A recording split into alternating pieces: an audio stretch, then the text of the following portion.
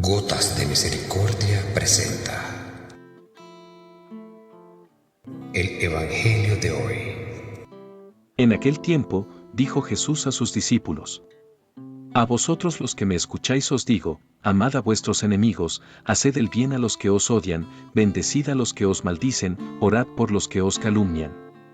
Al que te pegue en una mejilla, preséntale la otra, al que te quite la capa, no le impidas que tome también la túnica. A quien te pide, dale, al que se lleve lo tuyo, no se lo reclames. Tratad a los demás como queréis que ellos os traten. Pues, si amáis solo a los que os aman, ¿qué mérito tenéis? También los pecadores aman a los que los aman. Y si hacéis bien solo a los que os hacen bien, ¿qué mérito tenéis? También los pecadores hacen lo mismo. Y si prestáis a aquellos de los que esperáis cobrar, ¿qué mérito tenéis? También los pecadores prestan a otros pecadores, con intención de cobrárselo. Por el contrario, amad a vuestros enemigos, haced el bien y prestad sin esperar nada, será grande vuestra recompensa y seréis hijos del Altísimo, porque Él es bueno con los malvados y desagradecidos. Sed misericordiosos como vuestro Padre es misericordioso, no juzguéis, y no seréis juzgados, no condenéis, y no seréis condenados, perdonad, y seréis perdonados, dad, y se os dará, os verterán una medida generosa, colmada, remecida, rebosante, pues con la medida que midiereis se os medirá a vosotros. Palabra del Señor. En este Evangelio Lucas, no obstante, propondrá como fuerza determinante el sed misericordiosos como Dios es misericordioso. Algunos especialistas intuyen que estas palabras eran como catecismo de los profetas itinerantes. No es el momento de discusiones intrincadas para reconstruir el tenor original de las palabras de Jesús, tal como fueron vividas e interpretadas en los 2 primeros siglos. Desde luego aquí se refleja mucho de lo que Jesús pedía a quien le seguía. Su mensaje del reino de Dios implicaba renuncia al odio, a la violencia y a todo lo que Dios no acepta. Se trata, junto con las bienaventuranzas, del centro del mensaje evangélico en su identidad más absolutamente cristiana, en exigencia más radical, en cuanto expresa lo que es la raíz del evangelio. Y la raíz es aquello que da vida a una planta, que recoge el humus de la tierra. Frecuentemente, cuando se habla de radical se piensa en lo que es muy difícil o heroico. Si fuera así el cristianismo, entonces estaríamos llamados casi todos a una experiencia de fracaso.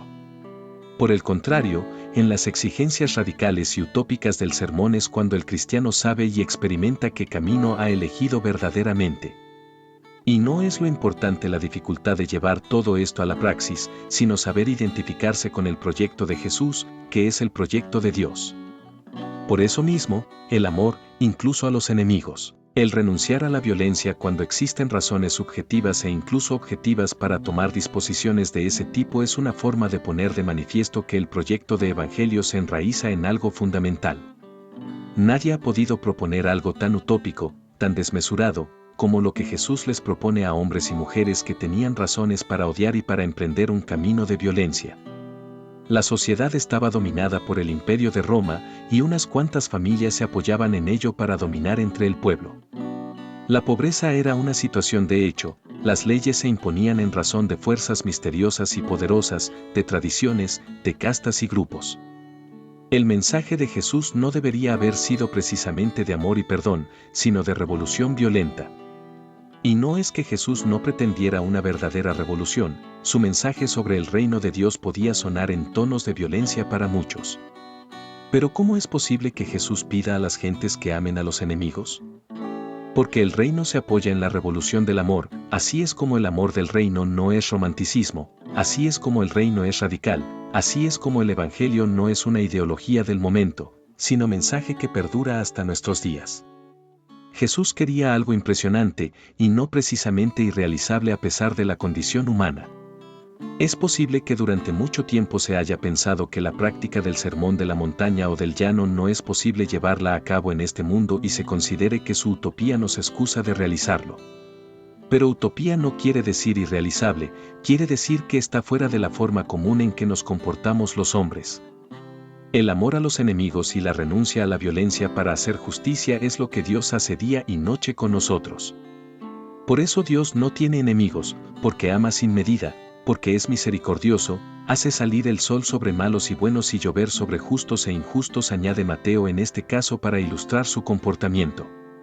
La diferencia con Mateo es que Lucas no propone ser perfectos, que, en el fondo, tiene un matiz jurídico, propio de la mentalidad demasiado arraigada en preceptos y normas, sino ser misericordiosos. Esa es la forma o el talante para amar incluso a los enemigos y renunciar a la venganza, a la violencia, a la impiedad.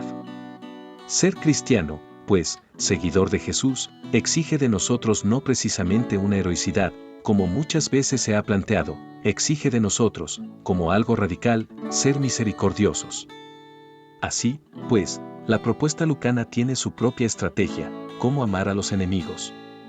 ¿Cómo renunciar a la venganza de quien mi enemigo y me ofende y me hace injusticia? No es cuestión que se imponga porque sí todo esto como precepto. En la pedagogía de Lucas se expresa así: ser cristiano, seguidor de Jesús, significa ser capaz de amar incluso a los enemigos, requiere la praxis de llegar a ser, hacerse, misericordioso, como lo es Dios.